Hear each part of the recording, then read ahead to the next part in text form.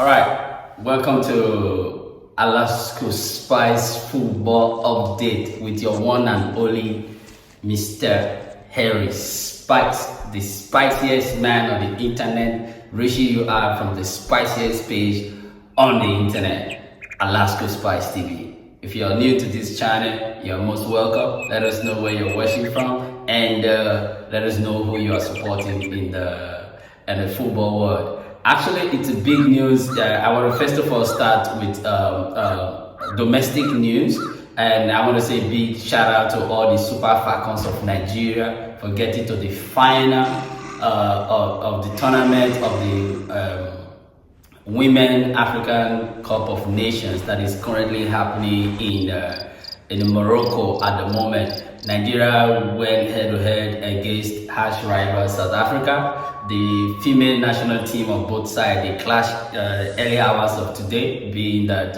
on early morning here in Southeast Asia, and that will be a late evening in between Nigeria and South Africa. So yeah, the women actually went in. There was a lot of talking, a lot of expectations, and a lot of tension, because whenever it comes to football involving Nigeria and Cameroon, it's always very intense. And the media competition is really huge because they are the two largest economy in Africa. So yeah, the Super Falcons actually played against the Bayana of South Africa, which is the defending champion of the tournament. They won the last edition of 2022, and they came into the tournament as a defending champion, and their defending champion ended at the semi-final as the Super Falcons of Nigeria trade the defending champion 2-1. It was actually a first goal for Nigeria came as a penalty, and the first goal for South Africa came as a penalty. And the last minute, that was when Nigeria overcame. Kudos to the Super Falcons' tireless effort. They were determined to win, and they really got their winning. And now they are playing in the final against, guess who they're playing? They're playing against host nation, which I think is going to be a tricky final for the Super Falcons, because Morocco defeated Ghana to qualify for the final of the Women Africa Cup of Nations 2024 edition. I know some of you will be wondering, I'll come back to the second semi-final. A lot of you will be wondering, why is it called Women Africa Cup of Nations 2024 instead of 2025? We know what happened during COVID. A lot of things happened, and the calendar of many things around the world, including our human life, were actually altered. So the missed edition cannot be named 2025, so which is why they are naming it 2024. Meanwhile, back to the second semi-final, Ghana, our noisy neighbors, actually went head-to-head against host nations Morocco, and it didn't end well for Ghana. Ghana is now going to fight in the third place against a team that Nigeria defeated, which is Bayana. They will be fighting for the third place on Saturday. So Nigeria and Morocco, the host nations, will be knocking head for the final of the Women Africa Cup of Nations 2024 that will be happening in the capital city, the biggest stadium in Morocco,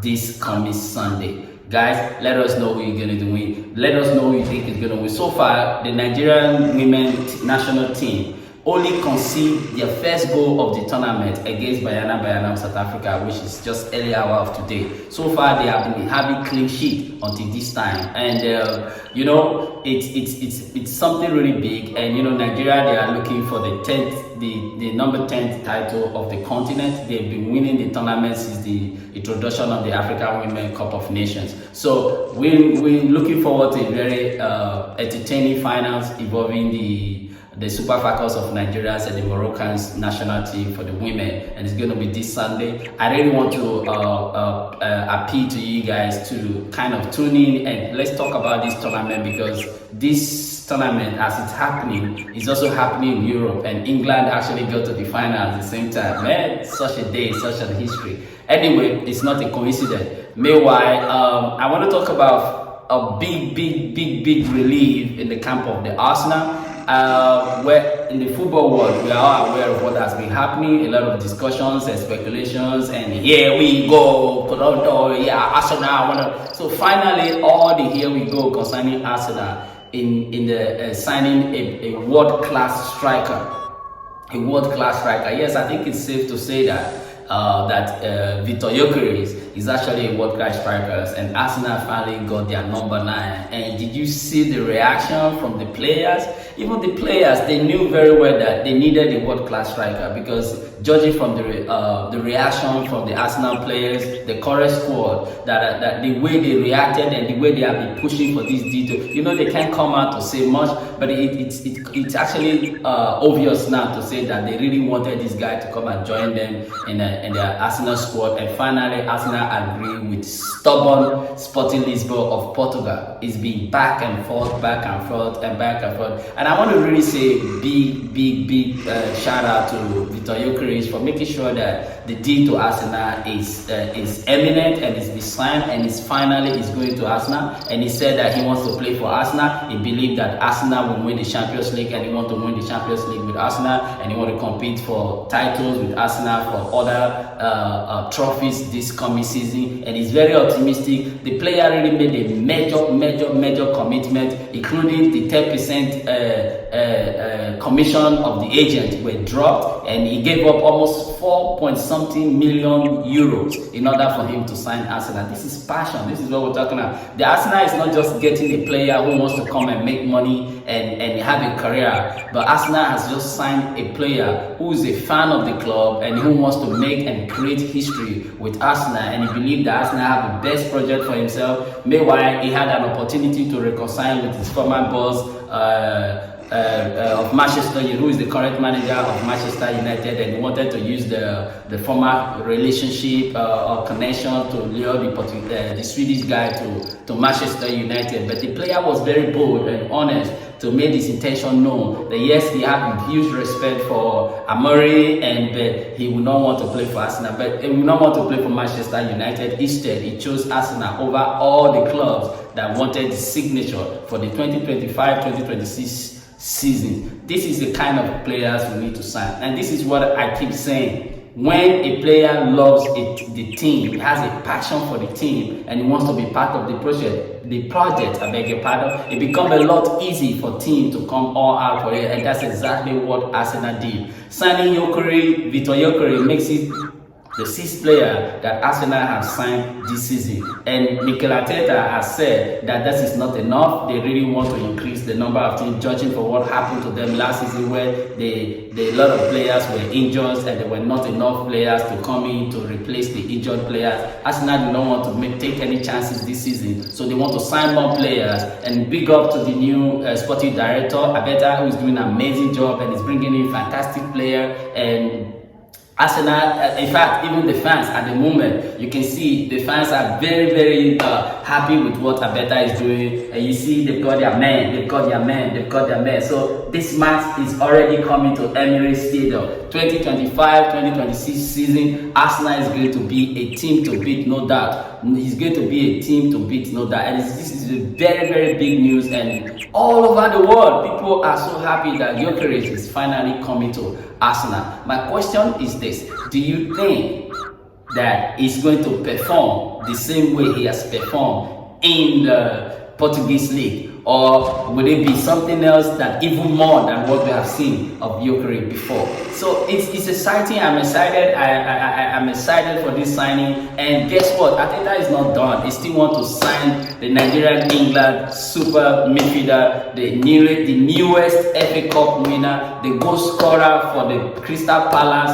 No other person, Eberenichi Eze. Eze is playing for Crystal Palace, and Crystal Palace they just won the FA Cup. That means they're going to play in one of either the European League or the Conference League. Though the conflict is still going on based on the fact that the French team actually appealed their decisions for their relegation to come back to the League One. So probably there's still issues going on between Crystal Palace and the UEFA, and at the same time the English club wants to play in the UEFA Europa Cup League. So basically they are open.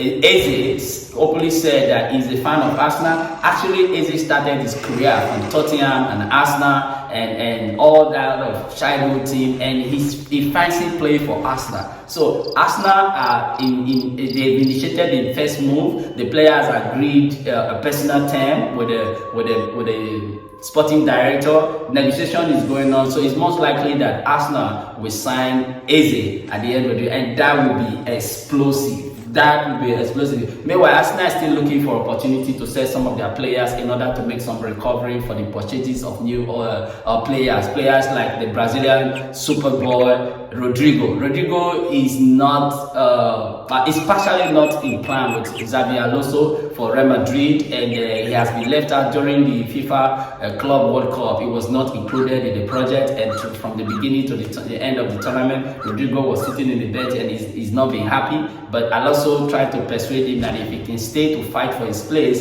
But Rodrigo, as a good player he is, he knew his self-value. He said he wanted to be a regular team player, and if he can't get that in Real Madrid, then he's definitely going to look for somewhere else.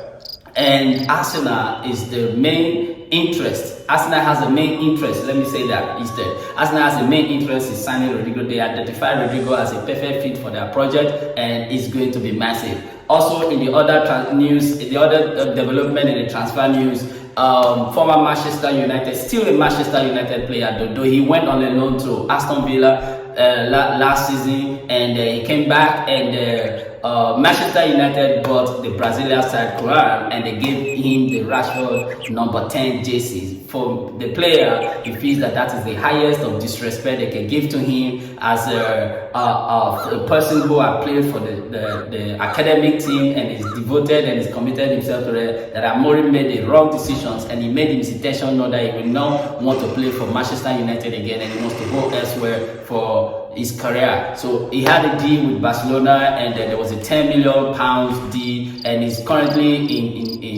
in Spain trying to get all. In fact, as a matter of fact, that deal is already sealed, and Rashford is already in Spain. In fact, he's already in Barcelona trying to get his. He said he doesn't care if he's not registered, but as long as he's no longer coming back to Manchester United and be restricted to play with the youth team, he's happy being in the youth team in Barcelona, or maybe in the bench for Barcelona. But already it's a sealed deal. But Marcus Rashford has gone to Barcelona and has signed. And meanwhile, guess who is coming back to the Premiership this coming season? Personal terms have been agreed. No other person but the former captain of the Gunners. You can make a guess who captained Arsenal. Let me leave this here. Name a player that captained Arsenal the last 2 seasons and later went to play. Let me give you a better clue. That later went to play in the German league and won the German Cup, and they are the current champion. If you are conversant with football and you know what is happening in football, you should know the player. Meanwhile, let us play the happy game in the comment section below. Let us know who do you think is coming, and I'll give you another clue. He's signing for Sunderland, the newly promoted club that is going to Premiership 2025-2026 season. Name the former Arsenal captain that is signing for Sunderland this week we are in, and is coming back to have a second experience in the English Premier League. So I come back to Arsenal. Arsenal finally they got their striker. Everything seems very well for Arsenal at the moment. They still want to sign more players. They want to have a full squad. Just that what happened last season, or in fact last season, will not have a repeat of itself. And they are not just signing any player, they are signing a world-class player to come and compete. Arsenal really need to win the title this season. The last time Arsenal won the title, that was 2004, the Invisible. This time around, Arteta is running 6 years in Arsenal as the manager. He needs to prove himself, he needs to win the cup, he needs to win a major trophy other than Community Shield and FA Cup. So this time, let's see, do we think that Arsenal is doing well? Yes, they're doing well in the market right now, but the season is not yet started, so we still have about 2 weeks before the start of the season, and Arsenal first game of the season is at the Old Trafford against Manchester United, the biggest rival in English football. What is it going to look like? Meanwhile, Arsenal is in Singapore at the moment, and they are on pre-season tour, and they will be playing their first game in their pre-season tour in Singapore against AC Milan of Italy. And after that, on the 27th, Arsenal will play against English team, Newcastle United, before going all the way to Hong Kong to continue their Asia preseason tour for the season. So good things happening for the Gunners this season. But my pain is that Partey is not here to be part of this. As we already know, Partey is having a legal issues right now that has to do with charges. I'm not quite sure of the charges brought up against him. I wouldn't want to make mention of it, but I want to, as a former Arsenal player, Partey contract has expired on the June 30th, and immediately after he got released, he was actually in a talk to renew his contract with Arsenal, and Partey wanted increase in wages, and there was a fallout. And while the discussion was coming, I'm sure something came up, and Arsenal bailout, and the player was released. Just hours after he was released, there was a news that was spreading. But my question is this: was Arsenal the reason why the police have not been coming after Partey all this while? But if it's so, why would Arsenal not protect their players? Someone who have carried their badge, and you know, when you hear the name Thomas Partey, what comes to your mind first is Arsenal. So there's a lot of speculations behind what's happening to Thomas Partey, and we hope that it will end well for him, and he will be vindicated. And if he's found guilty, there's no other option. He's gonna go in for it, and that's not what we wish for him now. As an Arsenal fan and as a former Arsenal player, we wish Thomas Partey. In fact, as a member of West African nations from Ghana, and I'm from Nigeria, I wish that Thomas Partey get justice, and he get vindicated, and he's back to the football play, because he's still young. He still has a wonderful time in his career ahead for him. And from all of us here in Alaska Spice TV, thank you for watching, and we wish all of you well. Thank you for supporting. Thank you, and keep supporting Alaska Spice TV. My name is Harry, and it's great to have you there today. Talk and leave, no time to tell time.